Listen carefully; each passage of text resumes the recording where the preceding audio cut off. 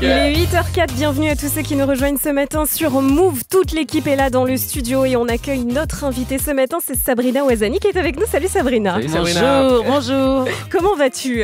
Très bien, en forme, contente d'être là avec vous. Toujours le smile. Ouais, c'est vrai. Toujours le smile. Il faut bien. Et ben, on est ravis, on va passer 1 heure ensemble pour parler donc de ton film d'action qui s'appelle Kali, qui sortira demain, vendredi, sur Prime Video. Alors tu incarnes le personnage de Lisa, alias Kali.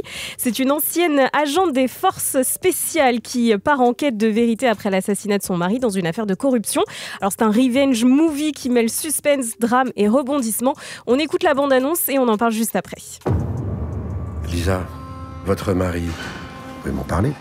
À l'époque, j'opérais dans une cellule de contre-terrorisme et de libération d'otages. Lui était au département opérationnel des douanes. Dès que je l'ai vu, j'ai su. C'était un règlement de compte entre narcotrafiquants. Il était impliqué dans ce trafic. Qu'est-ce que tu essaies de me dire là? Tu sais très bien qu'Eric était clean. Tu cherches quelque chose? Arme, automatique, TNT, explosif. Bon, Lisa, c'est un personnage déterminé, elle est carrément badass, hein, on peut le dire. Est-ce qu'il y a un peu de Sabrina dans Lisa ou pas? Je pense pas, parce que effectivement, Lisa est une ancienne agent des forces spéciales, donc ne serait-ce que dans la gestion des émotions, c'est pas moi. Elle essaye de garder son calme. Bon, elle tue de sang-froid, certes, effectivement, mais ouais, elle a ce goût de la vengeance qu'évidemment moi je n'ai pas dans la vie. Elle sourit beaucoup moins que toi, Lisa. Si on peut se permettre, hein. C'est clair. Il y a un petit côté Lara Croft dans Lisa, non? Quand on regarde l'affiche du film, on a l'impression qu'on va regarder un Lara Croft. Ah, j'adore, je suis trop contente. Moi, j'adore. C'est vrai que c'est un film d'action sans concession. On y va. Franchement, moi, je me suis éclatée à faire les scènes de bagarre, à regarder les explosions. Mais ouais, c'est vrai que c'est film d'action qui aurait pu même être porté par un homme. Et finalement, c'est moi, me voici, me voilà. On va en reparler parce qu'il y a de plus en plus de femmes en rôle principal dans les films d'action sur les plateformes notamment. Alors Lisa, donc elle décide d'enquêter, de se venger la mort de son mari. La vengeance dans les thrillers aussi d'action, c'est assez commun. Qu'est-ce qui t'a plu dans le scénario quand tu l'as découvert? Ouais, moi ce qui m'a plu effectivement, c'est ce personnage qui aurait pu être joué par n'importe quel genre, mais aussi cette quête qui est à la fois ce voyage qui est à la fois intérieur qu'extérieur. Évidemment, elle est à la recherche de ses réponses et elle est là pour venger son mari, mais je trouve que c'est un film qui parle du deuil, qui parle de sororité, qui parle évidemment de vengeance, mais qui parle aussi de résilience. Donc tout ça mêlé, émotion avec cascade et explosion à gogo, c'est forcément j'ai dit oui. Tu parles de vengeance dans Kali. Est-ce que tu penses que la vengeance de ton personnage apaise vraiment la douleur de ton personnage? Non, je pense pas. Je pense qu'il y a juste un moment où quand on a tout perdu, comme Lisa qui a perdu son fils auparavant et là qui vient de perdre son mari, j'ai l'impression qu'elle souffre tellement qu'elle éteint ses émotions et qu'elle fonce et qu'elle se dit que la vengeance va apaiser un petit peu sa douleur, mais je suis pas sûre que c'est ce qui marche. C'est pas la bonne solution. Non, finalement, on suit cette quête et cet être humain qui on se rend compte, va essayer de transcender sa douleur pour atteindre la rédemption. Donc ouais, c'est cette évolution-là aussi qui me plaisait. Tu le disais, hein, la vie de Lisa, elle est vraiment pas ouf. Il y a son mari qui est décédé, il y a sa femme, il y a son fils qui est décédé. Il y a même un moment dans le film où tu as une scène où tu essayes carrément de te suicider. Comment on joue une scène comme ça, aussi forte en émotion? Parce que on n'a pas l'habitude de devoir jouer ce genre de scène. Ouais, c'est vrai. Honnêtement, en étant très très bien accompagné d'un très bon réalisateur qui est Julien Seri, de sa plume, de sa bienveillance, de son amour. Et puis après, je pense qu'on se laisse porter par la situation, par toutes les émotions que requiert, qu'amène et qu'apporte malheureusement un deuil, la douleur inébranlable qu'apporte un deuil. Je pense qu'on se laisse porter par ces émotions-là. Ouais. J'ai l'impression que c'est un rôle que tu attendais depuis longtemps, ou en tout cas tu étais en attente d'un rôle comme ça. Moi, je suis en attente de faire des choses différentes. Et je trouve que Kali, c'est différent de ce qu'on a l'habitude de me voir. Et ouais, pour moi, c'est un challenge. Moi, j'aime les challenges. Je dis souvent que ce métier, c'est une manière de vivre 1000 vies en une. Et donc là, jouer un ancien agent des forces spéciales alors que j'étais au théâtre il y a encore quelques mois ou que je jouais un film au 19e siècle l'année dernière. Voilà, moi, c'est des choses différentes et j'adore. C'était quoi le plus gros challenge de ce personnage, de ce film? Le plus gros challenge, franchement, je pense que c'est apprendre réellement toutes les disciplines et toutes les compétences que requiert un ancien agent des forces spéciales. Enfin, j'ai pas la prétention de penser que je peux aller sur le terrain. Qu'on soit clair. Alors, en cas de problème, j'aimerais pas t'avoir sur le terrain non plus. Tu vois. Effectivement, mais en face d'un ancien agent des forces spéciales, je peux rien faire, j'ai envie de te dire. Mais ouais, apprendre en fait finalement le maniement des armes, à garder son calme quand il y a des explosions, la bagarre, le jiu-jitsu brésilien, plein de choses. Et puis la discipline aussi de comment se déplace un militaire dans une pièce.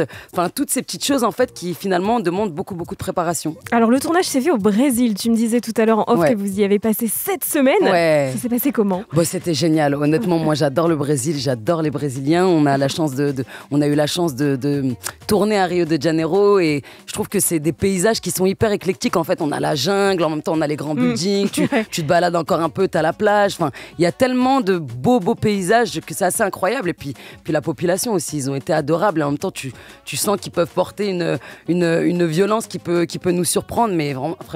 On a été accueillis, mais hyper chaleureusement. C'est d'autres codes, mais j'ai adoré. Alors, c'est un film d'action, on le disait, ça on voit. Ouais. Tu n'as eu aucune doublure, tu as tout assuré toi-même ? Ouais, effectivement, j'ai avancé sous la confiance, l'œil bienveillant de mon réalisateur Julien Serry, mais aussi de Mathieu Lardo, qui était notre coordinateur cascade, exactement. Puis ça, quand même, faut l'accepter. On a fait un petit peu de préparation et assez vite, il m'a donné sa confiance pour pouvoir tout réaliser toute seule. J'ai été accompagnée d'une formidable équipe de cascadeurs, Florian Lutz, Fino Grégory, Mounia Moula, que je tiens à citer parce que c'était la seule femme qui était là. Elle était là pour me doubler à la base. Et elle n'a pas travaillé en fait. Et puis finalement, non. Elle a fait d'autres choses, mais elle m'a servi de source d'inspiration et d'exemple. Et ça a été génial de voir cette femme aussi évoluer dans ce monde d'hommes. Et pour Lisa et pour la cascade, ça m'a aidé. Et quel genre de préparation on a pour un film comme ça ? Bah vraiment, c'est long. C'est long, non. Enfin, moi, je sortais de tournage et j'enchaînais derrière. Donc, malheureusement, on avait peu de temps, mais ça a été 2 semaines. Et tous les jours off qu'on avait au Brésil, tous les week-ends, on s'entraînait. Je pouvais parfois passer des heures à juste me déplacer dans une salle en diagonale, en truc, juste pour voir si mes déplacements étaient précieux. Et j'ai un peu travaillé, un peu appris le jiu-jitsu pour le rôle de Lisa. Tu casses des bouches alors maintenant. Je casse des bouches, j'étrangle des gens, j'endors des gens. Justement, en parlant de ça, on va parler de ça. Parce qu'il y a une anecdote de fou pendant le tournage. T'as fait perdre connaissance à quelqu'un. Complètement. Non, mais en faisant du jiu-jitsu brésilien, c'est ça ? Exactement. Qu'est-ce qui s'est passé ? Non, mais c'est n'importe quoi. Et t'es fier de toi en plus. Non, mais j'ai flippé en vrai. Parce que j'arrive donc sur le plateau et je suis censée arriver et faire derrière un étranglement, un triangle au mec. Et donc, effectivement, l'endormir. Donc, je le fais 1 fois, 2 fois, 3 fois, ça se passe assez bien. La 4e fois, il surréagit un petit peu. Je me dis, bon, il a bien. Ou pas, mais je me suis même dit, j'avais même la prétention de penser qu'il jouait trop, qu'il en faisait trop. Je me dis, bah, il a bu celui-là. Alors, tombe, tu vois. Et donc, je suis retournée vers lui. Et là, t'as Mathieu Lardo, t'as toute l'équipe qui me fait stop. Et je retourne la chaise et je le vois, mais vraiment endormi. Et je me dis, waouh. Mathieu court, lui met quelques petites gifles. Et là, tout d'un coup, il se réveille, il fait oh, j'ai fait un super voyage.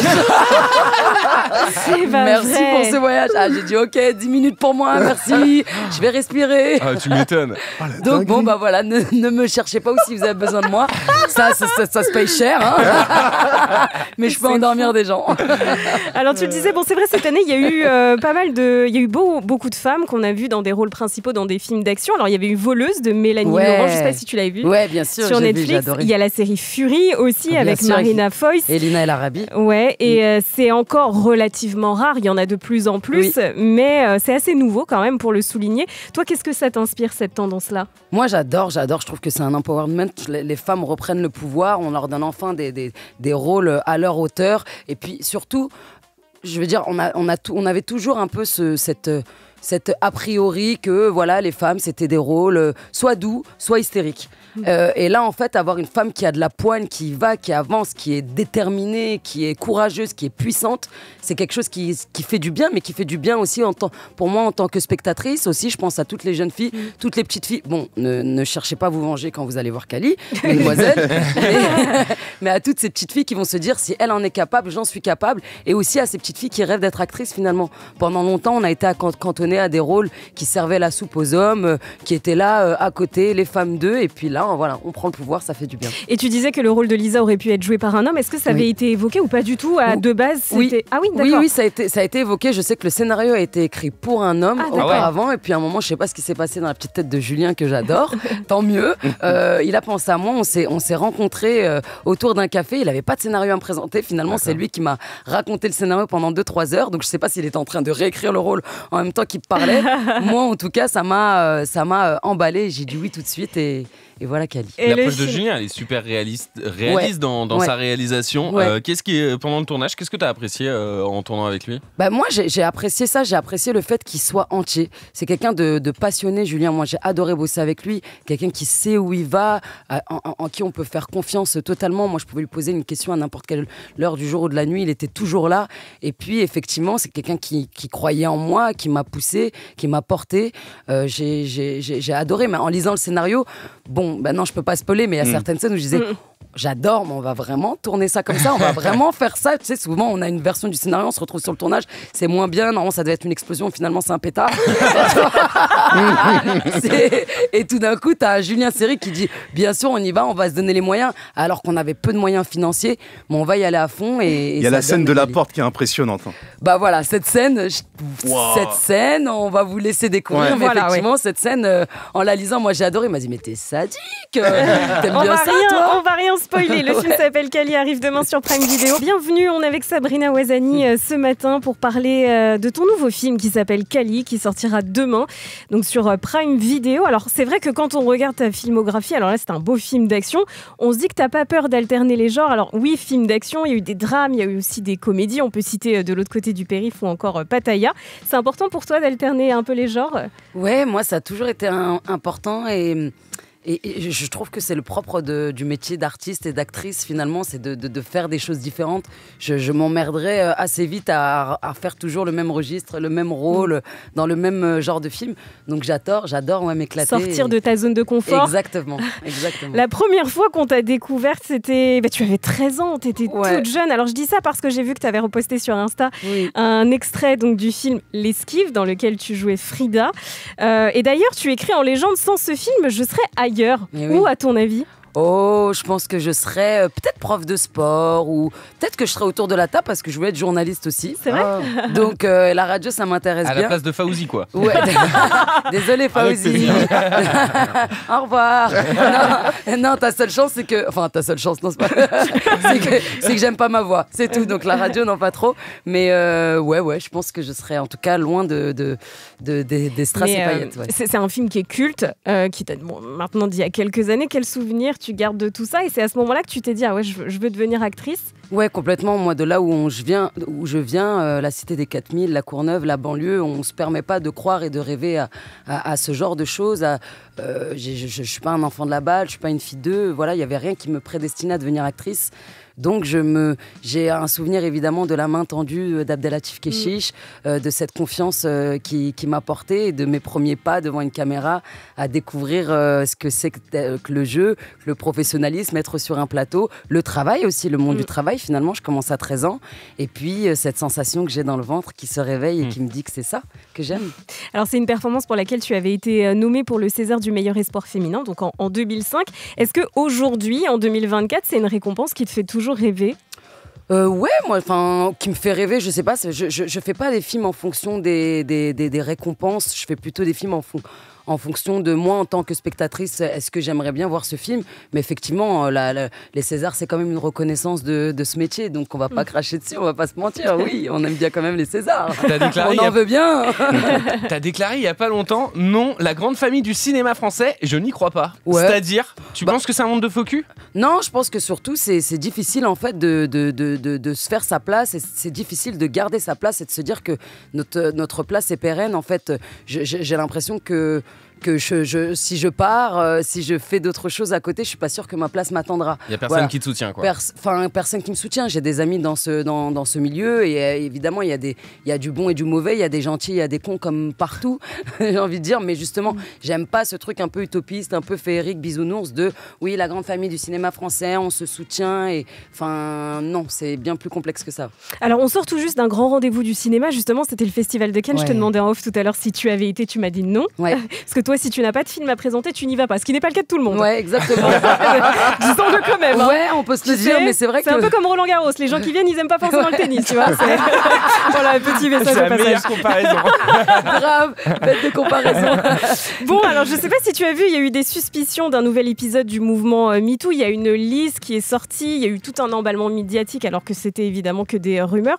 Toi, de l'intérieur, comment tu as vécu ça? Qu'est-ce que tu penses de tout ça? Moi, je pense que pour l'instant, que cette liste, c'est des rumeurs et que donc commenter des rumeurs, ça n'a pas grande utilité. En revanche, moi, je peux que là me profiter de cette parole que tu me donnes pour exprimer ma gratitude envers le mouvement MeToo. Finalement, ce mouvement a permis de enfin faire entendre des voix qui ont longtemps été réduites au silence et enfin faire en sorte que des comportements inacceptables puissent être entendus et confrontés et éventuellement, on l'espère, condamnés.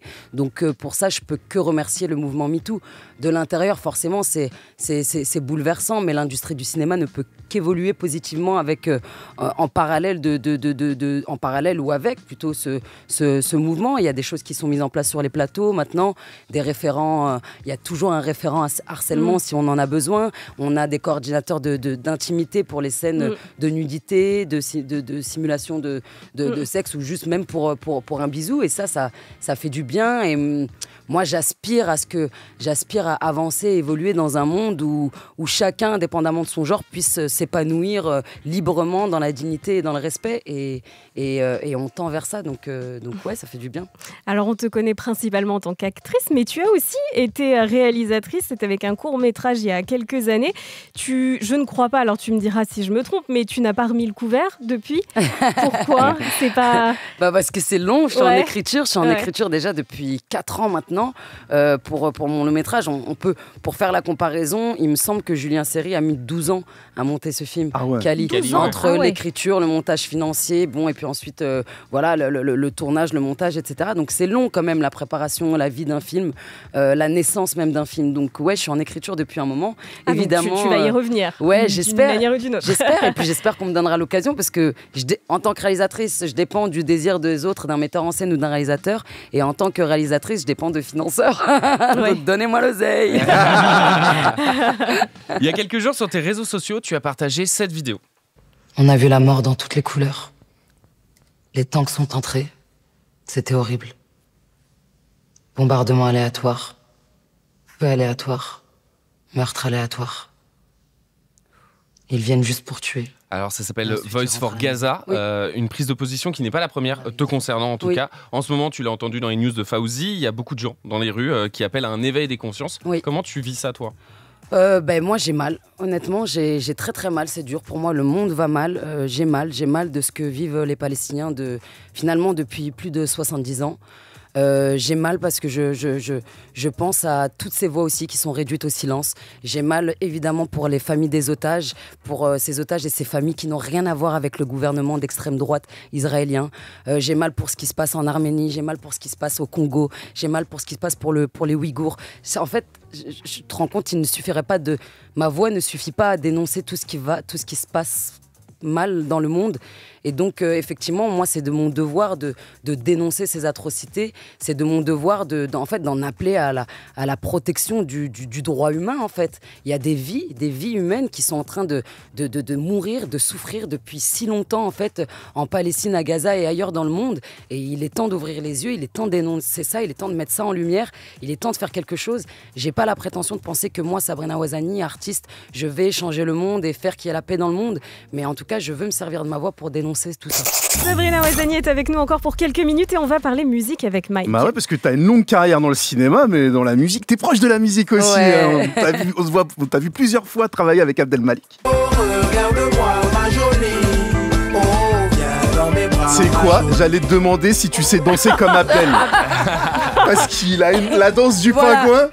Personne ne sait danser comme Malik. Malik, il est incroyable, je l'adore sur scène, il est complètement fou. Non mais allez regarder ce clip, s'appelle Ma Jolie et personne ne danse comme Abdel en fait. Personne ne danse comme lui, effectivement, il a une classe, il a un charisme, je l'adore. C'est totalement et humainement, fou. C'est un artiste, une personne incroyable. T'as joué avec lui dans son film Kala, Bénisse la France, c'était en 2014. Oui. T'as fait du théâtre aussi avec lui. Oui. Vous êtes vraiment liés. Oui, et tu sais que dans Kala, Bénisse la France, j'ai eu la chance de jouer Wallen. Oh là là. De jouer Nawel, du coup, parce que c'est le pendant humain, j'ai envie de dire, de Wallen et pas l'artiste. Et ça a été incroyable. Wallen, c'est aussi une femme que j'admire et que j'adore. C'est ma grande sœur de cœur. Et Abdel Malik, c'est quelqu'un qui m'a porté, qui a cru en moi. C'est le premier, finalement, à m'avoir donné ma chance au théâtre. Effectivement, j'ai pu interpréter Dora, Les Justes d'Albert Camus au Théâtre du Châtelet sous sa direction. Enfin, c'était complètement fou. Wallen, qui est sa femme, c'est la queen du rugby français.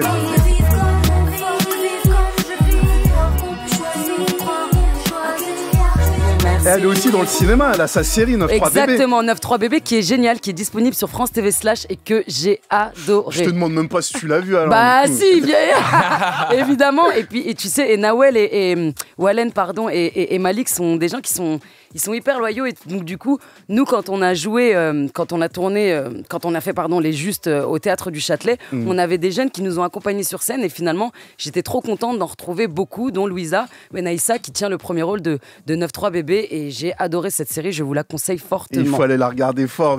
Dans la musique aussi, t'es plutôt avec Slimane. Ouais, Slimane, dont je suis trop fière. Il a fait un parcours incroyable là, sur l'Eurovision.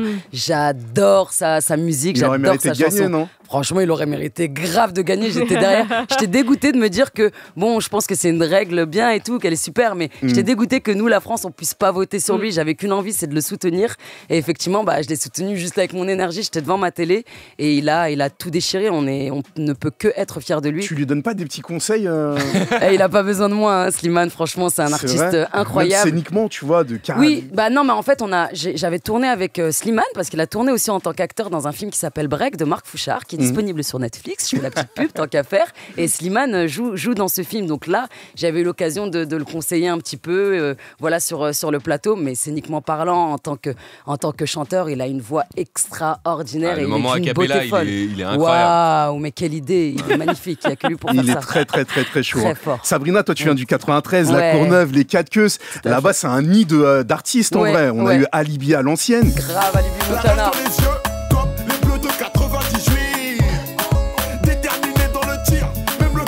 On a eu les Quatre Queues Gang, Siakola. Évidemment.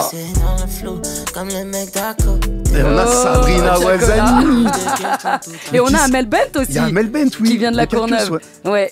Mais qu'est-ce qui se passe là-bas? C'est quoi la recette en fait?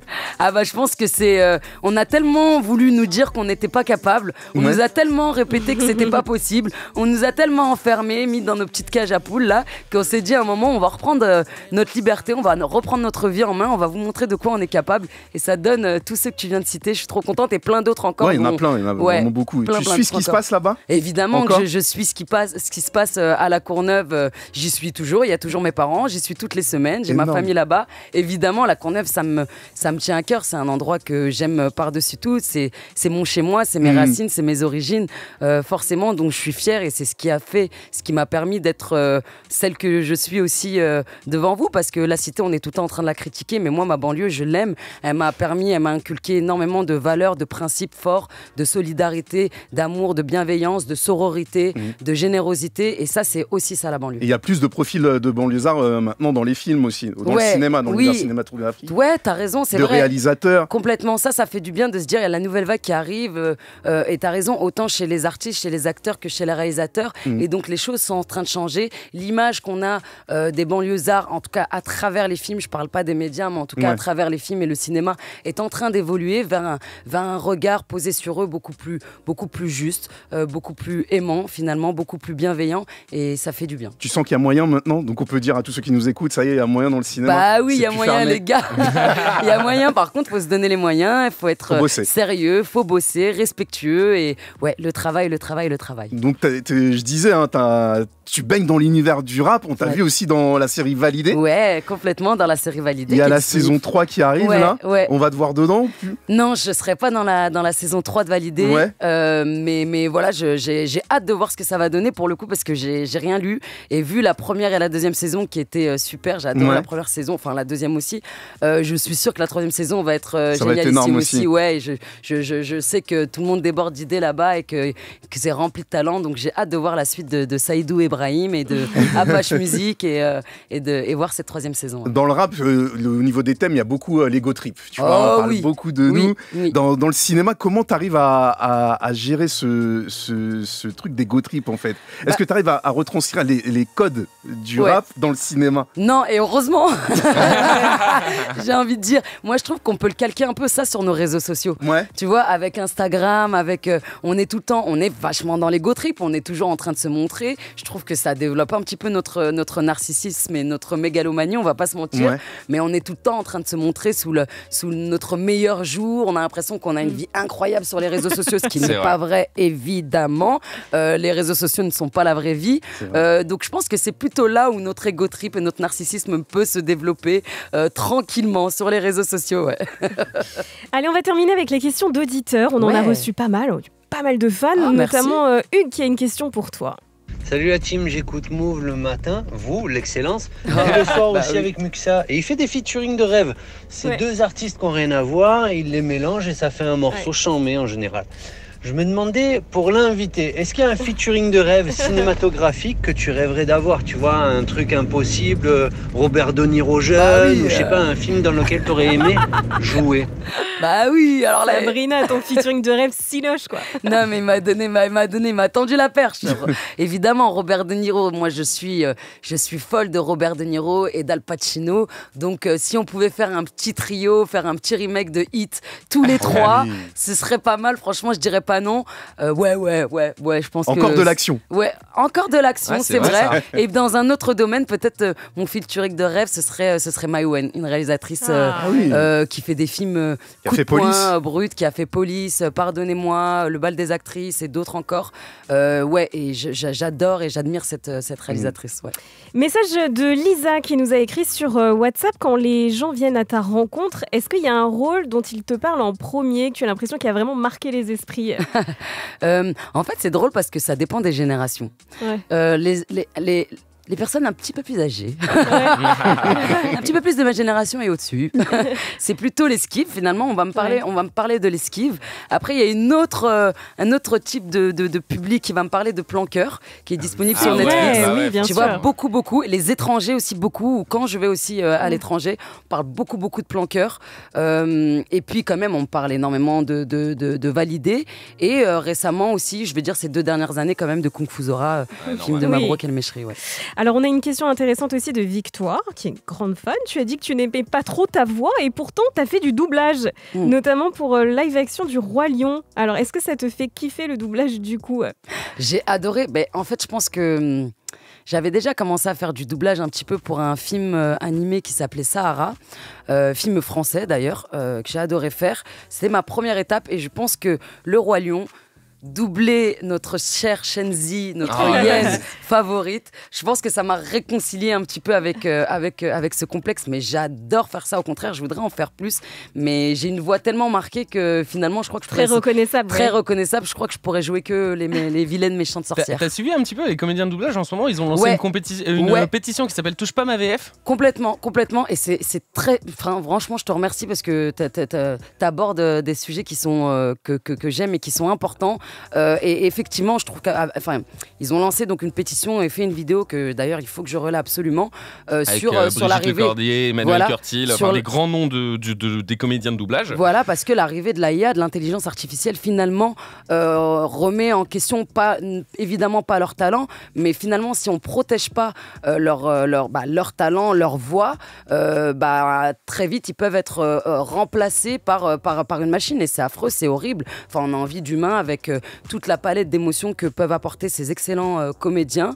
Et donc oui, c'est important de parler de ça et qu'ils soient protégés. Et on a toujours besoin de vous et de vos émotions que vous nous transmettez à travers vos magnifiques voix. Alors on va terminer évidemment avec une actualité assez folle. Tu vas porter la flamme olympique à la Courneuve. Alors raconte-nous comment ça s'est fait et ce qui va se passer en fait. Et ce qui est incroyable, c'est que déjà il y a quelques années, on était venu me chercher pour être l'ambassadrice des JO 2024. Mais non. Ah ouais. Et du coup j'avais fait la vidéo qui a servi au concours. D'accord. Au concours, quand on a déposé la candidature. Quand on a déposé la candidature pour la France et donc pour Paris, c'était ma petite tête que le monde entier, j'abuse dans l'expression du monde entier, mais laissez-moi un petit peu me la raconter. Ma tête et mon vieil accent foireux anglais expliquaient comment pouvaient se passer les JO à Paris en 2024 si on gagnait ce concours.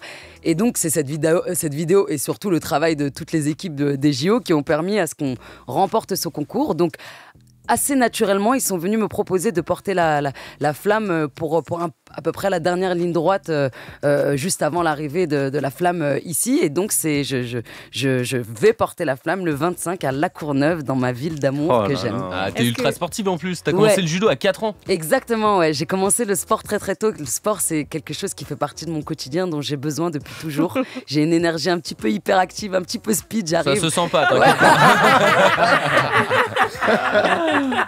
Voilà, je suis toujours excitée comme une puce, je bouge partout, je saute partout. Donc mes parents, pour me calmer assez vite, ils m'ont mis au sport. Et donc le sport pour réunir dans ce monde qui nous divise, le sport, les JO, ça fait du bien. Enfin, un endroit où on va pouvoir se réunir et vibrer. Toi, tu vas aller suivre des compétitions. Ouais, je vais les suivre et je serai à l'ouverture. Je pense que ça va être incroyable, magistral. J'ai hâte de voir ça. Qui va chanter? Je sais pas, mais par contre, j'espère voir Aya Nakamura. Mais aussi en tant que fan, je vais pas mentir, je serais trop contente de la voir sur scène et je trouve que c'est une merveilleuse Marianne pour représenter la France. Donc je suis trop contente, je serais trop contente que ce soit elle. J'ai pas la réponse, mais j'y serai en tout cas. Merci Sabrina d'être passée nous voir. On le rappelle, ton film s'appelle Cali et ce sera dispo demain sur Prime Video. Allez mater ça, vraiment. Bravo. Ça déchire et puis tu reviens nous voir quand tu veux, évidemment.